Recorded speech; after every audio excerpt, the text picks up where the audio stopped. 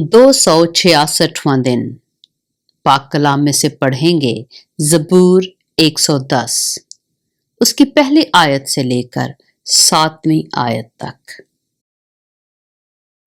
यहोवा ने मेरे खुदावंद से कहा, तू मेरे दाहिने हाथ बैठ जब तक कि मैं दुश्मनों को तेरे पांव की चौकी ना कर दूं। खुदावंद तेरे जोर का असा सैयून से भेजेगा। तू अपने दुश्मनों में हुक्मरानी कर। लश्कर कशी के दिन तेरे लोग खुशी से अपने आप को पेश करते हैं।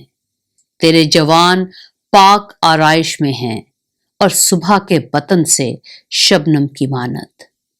खुदावंद ने कसम खाई है और फिरेगा नहीं कि तू मल्के सदक के तौर पर अब तक काहिन है।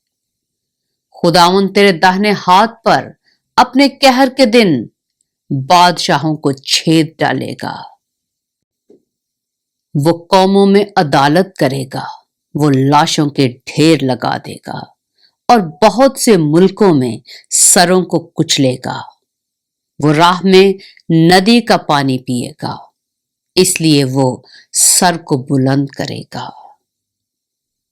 पाक कलाम के पढ़े और सुने जाने पर खुदावंद की बरकत हो।